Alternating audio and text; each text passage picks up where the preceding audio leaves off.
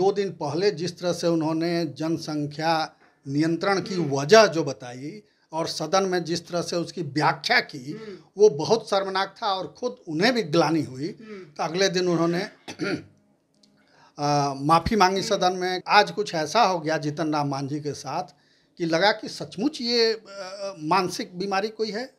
जिस तरह से सदन में अपने से सीनियर मेंबर और पूर्व मुख्यमंत्री जीतन राम मांझी को उन्होंने तुम ताम किया, बैठ जाओ, जानते नहीं हो, अज्ञानी हो। जीतन राम मांझी ने भी खुद कहा कि जब वो सदन में मेंबर नहीं थे उस समय से मैं सदन में सदस्य रहा हूं।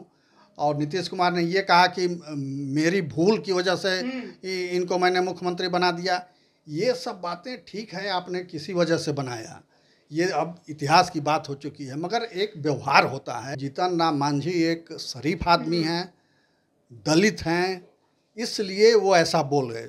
उनकी संख्या भी कम है सदन में, उनके पार्टी की वो अकेले मेंबर हैं, तो 4 लोग हैं, तो इसलिए वो ऐसा बोल गए। आप इतने दिनों से मुख्यमंत्री हैं, बिहार के सबसे लंबे काल में के मुख्यमंत्री आप हैं और आपकी भाषा ऐसी है, ये बिल्कुल हैरान करने वाली बात है। और अब इसमें कोई दो राय नहीं हो सकती कि वो मानसिक संतुलन खो बैठे हैं। क्या लगता है आपको कि मुख्यमंत्री को सचमुच अब आराम करने की जरूरत पड़ गई? मुख्यमंत्री को अपनी प्रतिष्ठा अगर जरा भी प्यारी है तो तुरंत पद छोड़ देना चाहिए और तेजस्वी को वहां बैठा देना चाहिए। नमस्कार, आप लाइव बिहार देख रहे हैं, मैं हूं राजमोहन तिवारी। देखिए, बिहार विधानमंडल में शीतकालीन सत्र चल रहा है, लेकिन विधानसभा और विधान परिषद में जिस तरीके से बिहार के मुख्यमंत्री नीतीश कुमार का व्यवहार देखने को मिल रहा है वो थोड़ा अजीब है। बीते दिनों जो कुछ उन्होंने दोनों ही सदनों में बात कहा, उसने कितना बखेड़ा खड़ा किया और किस तरीके से सदन के तमाम जो सदस्य थे वो शर्मसार हुए, वो हर किसी ने देखा। लेकिन आज भी मुख्यमंत्री नीतीश कुमार का जो रवैया है वो नहीं सुधर रहा है। आज पूर्व मुख्यमंत्री जीतन राम मांझी को लेकर जिस तरीके से वो काफी ज्यादा उग्र हो गए और तू तराक पर उतर आए, आखिरकार मुख्यमंत्री के साथ ये हो क्या रहा है? क्या वो सोच समझकर ऐसा बयान दे रहे हैं या कुछ बात और है? इसी पर बात करेंगे। हमारे साथ वरिष्ठ पत्रकार प्रवीण बागी हैं। क्या हो रहा है मुख्यमंत्री नीतीश कुमार के साथ? क्यों इस तरीके के अब व्यवहार वो करते जा रहे हैं जिसके लिए वो जाने नहीं जाते थे? बिल्कुल, ये सब लोगों के लिए आश्चर्य और हैरानी की बात है कि आखिर नीतीश कुमार इतने बदल से क्यों गए हैं। क्या उनकी मानसिक स्थिति कुछ गड़बड़ है, अपना संतुलन वो खो चुके हैं, या कोई बीमारी है? ये सवाल लोगों के मन में उठ रहे हैं। कई डॉक्टरों ने भी कहा कि ये एक तरह की बीमारी है जो बुढ़ापे में अक्सर होती है लोगों को। तो अब पता नहीं सच क्या है, मगर जो जनमानस में चर्चा है या जो राजनीतिक क्षेत्र में जो चर्चा है वो यही है कि वो संतुलन खो चुके हैं। अभी 2 दिन पहले जिस तरह से उन्होंने जनसंख्या नियंत्रण की वजह जो बताई और सदन में जिस तरह से उसकी व्याख्या की, वो बहुत शर्मनाक था और खुद उन्हें भी ग्लानि हुई। तो अगले दिन उन्होंने माफ़ी मांगी सदन में, खुद कहा कि मैं खुद पर शर्मिंदा हूँ, अपनी निंदा करता हूँ और सारी बातें वापस लेता हूँ। और बहुत मतलब सदन के बाहर भी माफ़ी मांगी और दोनों सदनों में भी मांगी। तो लगा कि चलिए मामला अब बदल गया और उन्होंने अपने को नियंत्रित कर लिया है। मगर फिर आज कुछ ऐसा हो गया जीतन राम मांझी के साथ कि लगा कि सचमुच ये मानसिक बीमारी कोई है। जिस तरह से सदन में अपने से सीनियर मेंबर और पूर्व मुख्यमंत्री जीतन राम मांझी को उन्होंने तुम ताम किया, बैठ जाओ, जानते नहीं हो, अज्ञानी हो, इस तरह से शब्दों का जो चयन उन्होंने किया वो हैरान करने वाला है। और सभी लोग स्तब्ध थे कि क्या हो रहा है। और जीतन राम मांझी एक सीनियर लीडर हैं, नीतीश कुमार से भी सीनियर हैं। जीतन राम मांझी ने भी खुद कहा कि जब वो सदन में मेंबर नहीं थे उस समय से मैं सदन में सदस्य रहा हूं। और नीतीश कुमार ने ये कहा कि मेरी भूल की वजह से इनको मैंने मुख्यमंत्री बना दिया। ये सब बातें ठीक है, आपने किसी वजह से बनाया, ये अब इतिहास की बात हो चुकी है, मगर एक व्यवहार होता है। आप इतने दिनों से मुख्यमंत्री हैं, बिहार के सबसे लंबे काल में के मुख्यमंत्री आप हैं और आपकी भाषा ऐसी है, ये बिल्कुल हैरान करने वाली बात है और अब इसमें कोई दो राय नहीं हो सकती कि वो मानसिक संतुलन खो बैठे हैं। कि अभी 2-3 दिन पहले अशोक चौधरी जो उनके मंत्रिमंडलीय सहयोगी हैं, उनके पिताजी की पुण्यतिथि थी, तो उन्होंने एक आयोजन किया था भजन संध्या का, उनके घर गए वो, और घर गए तो वहाँ उनकी फोटो थी और पुष्पांजलि उन्होंने किया। उसके बाद वहीं से फूल उठा के अशोक चौधरी पर वो फूल छिड़कने लगे। लोग अचंभित थे भाई कि क्या हो रहा है, ये पुण्यतिथि में उनको श्रद्धांजलि देने आए हैं और यहाँ अशोक चौधरी जो जीवित हैं अभी, उनको भी उन पर फूल बरसा रहे हैं। कुछ दिन और पहले मतलब पत्रकारों के सामने किसी कार्यक्रम से बाहर निकले, वहाँ अशोक चौधरी के गले लग गए ज़बरदस्ती पकड़ के, एकदम जैसे प्रेमी प्रेमिका गले लगते हैं उस तरह का। तो वो तस्वीरें सार्वजनिक हुई थी, तो लोग अचंभित थे कि क्या कर रहे हैं। उसके कुछ ही दिन पहले फिर उन्होंने, किसी पत्रकार ने कोई सवाल पूछा था तो अशोक चौधरी उनके पीछे थे, उनका पीछे से बुला के गर्दन में हाथ ला के ठेल के और उस पत्रकार के माथे से लड़ा दिया कि आप भी टीका किए हुए, ये भी टीका किए हुए, तो यही जवाब देंगे आपका।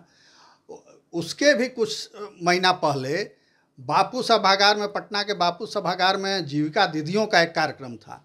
उसमें भी वो जनसंख्या नियंत्रण पर चर्चा करते करते और शिक्षा पर चर्चा करते करते ऐसे ही कुछ आपत्तिजनक बात बोल गए थे, जिसे तमाम जीविका दीदियों ने अपना मुंह छिपा लिया था।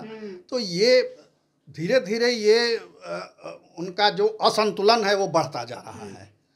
तो ये एक राजनेता के लिए, और वो भी जो बिहार जैसे राज्य का मुख्यमंत्री हो, ये बहुत चिंता की बात है सबके लिए। और पार्टी को, महागठबंधन को इस पर विचार करना चाहिए कि नीतीश कुमार के साथ क्या किया जाए, कैसे उनको कंट्रोल किया जाए, कैसे उनको समझाया जाए, क्योंकि इससे सिर्फ नीतीश कुमार नहीं, पूरे प्रदेश की छवि खराब होती है। एक और बात यहाँ समझनी होगी, दर्शक भी शायद सोच रहे होंगे कि आखिरकार हुआ क्या विधानसभा में। आरक्षण के मुद्दे को लेकर बहस चल रही थी, वो अपना बात रख रहे थे जीतन राम मांझी, और उन्होंने कहा कि धरातल पर ये चीज़ें नहीं दिखती हैं, इसका फायदा नहीं होता है। आखिरकार इसमें कौन सी बात उन्होंने गलत कह दी कि मुख्यमंत्री नीतीश कुमार को इतना उग्र हो जाना पड़ा?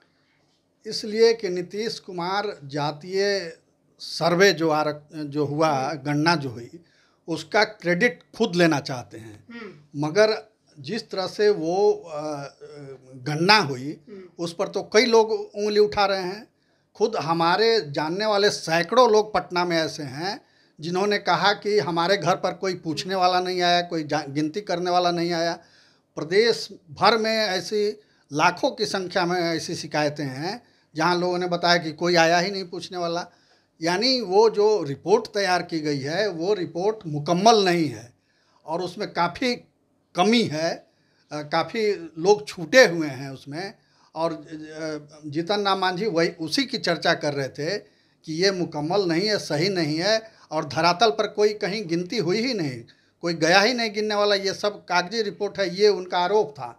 इसी पर नीतीश कुमार भड़क गए, और भड़क गए तो वो कहने लगे कि बैठो बैठो, तुम कुछ नहीं जानते हो, अज्ञानी हो, और इस तरह से तुम तड़ाक बोलने लगे उनको। कृपा से मुख्यमंत्री बने थे जीतन राम मांझी। हाँ, हमने अपनी भूलवश इनको मुख्यमंत्री बना दिया था, सेंस नहीं, ये सब बातें उन्होंने बोली। हाँ, राज्यपाल बनने के लिए उधर चले गए, ये करने लगे, वो करने लगे। तो ये सब बातें एकदम मतलब समझ से परे है कि मुख्यमंत्री हो क्या गया है। और उनके बगल में ठीक बैठे होते विजय कुमार चौधरी, संसदीय मंत्री, वो बार बार उनको इशारा कर रहे थे, उनके कुर्ते में हाथ में धीरे धीरे टच कर रहे थे कि बैठ जाएं उनको।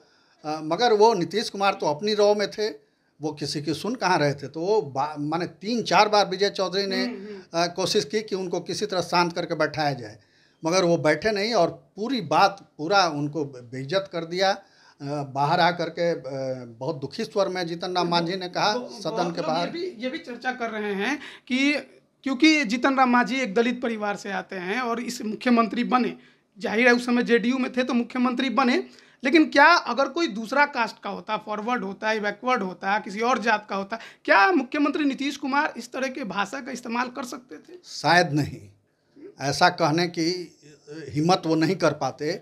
मगर चूंकि जीतन राम मांझी एक शरीफ आदमी हैं, दलित हैं, इसलिए वो ऐसा बोल गए। उनकी संख्या भी कम है सदन में, उनके पार्टी की वो अकेले मेंबर हैं, तो 4 लोग हैं, तो इसलिए वो ऐसा बोल गए। अगर वही बीजेपी के किसी नेता के खिलाफ बोला होता उन्होंने, या किसी दूसरी मजबूत जाति के नेता के खिलाफ बोला होता ऐसा, तो अब तक हंगामा हो गया होता। हालांकि बाद में बीजेपी उनके साथ खड़ी हुई, चूँकि वो एनडीए के साथ हैं। हाँ, जीतन राम मांझी अभी एनडीए के साथ हैं, तो बाहर, सदन के बाहर वो अपनी एकजुटता उन लोगों ने दिखाई है। मगर ये घोर निंदनीय है, और ये इस पर मतलब क्या कहा जाए, कुछ शब्द मेरे पास नहीं है। आगामी चुनाव है, 24 से 25 है। अब चुनाव में कितना प्रभाव पड़ेगा ये कहा नहीं जा सकता, क्योंकि जनता, कई लोगों ने कहा है, समाज विज्ञानियों के एक वर्ग की ये राय है कि लोकतंत्र में प्रजा जैसी होती है वैसा ही राजा उनको मिलता है। तो जनता ने ही चुन के भेजा है, और एक से एक कुख्यात दुर्दांत लोगों को जनता चुन करके भेज देती है। अच्छे भले लोग चुनाव हार जाते हैं। तो ये चुनाव का अलग गणित होता है, मगर इसका असर तो ऐसे पड़ेगा ही। अगर मुद्दा इसको ठीक से बनाया गया तो ये असर पड़ेगा। और नीतीश कुमार, तो ये जरूर है कि अब उनकी छवि बिल्कुल धूमिल हो गई है राष्ट्रीय स्तर पर, और अब इसी वजह से उनको महागठबंधन में भी भाव नहीं मिल रहा है। ये उनको एक झटका है। दूसरी ओर बीजेपी बार बार कह रही, अमित शाह आकर के कह गए कि अब उनके लिए नो एंट्री है, भाजपा के दरवाजे सदा के लिए बंद हो गए हैं। तो इस तरह की जो बातें आ रही हैं, जो बयान आ रहे हैं, उससे नीतीश कुमार पर गहरा आघात पड़ा है, मानसिक आघात लगा है, और उसी का ये प्रतिफल हमको लग रहा है कि इसी वजह से वो अपना संतुलन खो रहे हैं और इस तरह की बातें बोल रहे हैं। जीतन राम मांझी ने कहा कि मैं 80 साल का हूँ और वो 74 या 76 साल के हैं, तो इसके बावजूद मैं ठीक ठाक हूँ, और वो ऐसा बोलते रहते हैं। तो ये सचमुच राजनीतिक प्रेशर है। दूसरी ओर राजद का भी दबाव है। कहा जा रहा है कि लालू प्रसाद और पूरी पार्टी का दबाव है। अभी उनके जो नेता हैं भाई वीरेंद्र, उन्होंने भी कहा कि आज जन्मदिन भी है तेजस्वी यादव का, तो कहा कि बहुत जल्द तेजस्वी यादव अब मुख्यमंत्री बनेंगे। तो नीतीश कुमार पर एक ये भी दबाव है कि आप जल्दी से जल्दी ताजपोशी कीजिए तेजस्वी यादव की। और खुद नीतीश कुमार भी ये कह चुके हैं कि अब इनके नेतृत्व में चुनाव लड़ेंगे हम लोग। और कुशवाहा ने यह आरोप लगा के पार्टी छोड़ा था, जदयू की विलय होने जा रहा है दोनों पार्टियों का। क्या लगता है आपको कि मुख्यमंत्री को सचमुच अब आराम करने की जरूरत? मुख्यमंत्री को अपनी प्रतिष्ठा अगर जरा भी प्यारी है तो तुरंत पद छोड़ देना चाहिए और तेजस्वी को वहाँ बैठा देना चाहिए। और नहीं तो अगर और जलील होना चाहते हैं और अपमानित होना चाहते हैं, जनता की नज़रों में, समाज की नज़रों में, राजनीतिज्ञों की नज़र में गिरना चाहते हैं, और तो बने रहें और ऐसे ही बयान देते रहें। भगवान उनका भला करे। बहुत बहुत धन्यवाद आपका। तो देखिए, अब मुख्यमंत्री नीतीश कुमार को अगर अपनी प्रतिष्ठा और इज्जत को बनाए रखना है, बचाए रखना है, तो कुर्सी छोड़ देनी चाहिए, क्योंकि मानसिक तौर पर जिस तरीके से वो काफ़ी दबाव महसूस कर रहे हैं, उनके बयानों से लग रहा है। हाल के 4 दिन के विधानसभा के सत्र में इस तरीके के आपको नतीजे देखने को मिल रहे हैं। मुख्यमंत्री नीतीश कुमार इन चीज़ों के लिए कभी नहीं जाने जाते थे, शांत तौर पर उनका व्यवहार होता था, लेकिन हाल के समय में जिस तरीके से उग्र हो जाते हैं, हर बात को लेकर काफी ज्यादा बोल जाते हैं, और ये शीतकालीन सत्र में तो उन्होंने सारी हदें पार कर दी हैं। पहले वो जिस तरीके से उन्होंने प्रजनन दर को लेकर बयान दिया, और आज पूर्व मुख्यमंत्री जीतन राम मांझी के साथ उनका व्यवहार रहा, निश्चित तौर पर निंदा तो मुख्यमंत्री नीतीश कुमार की काफी ज्यादा बाहर हो रही है। आप इस पर क्या सोचते हैं, अपना कमेंट जरूर करें। बने रहिए लाइव बिहार के साथ। आप सभी का बहुत बहुत धन्यवाद। लाइव बिहार YouTube पर सब्सक्राइब और Facebook पर लाइक जरूर करें।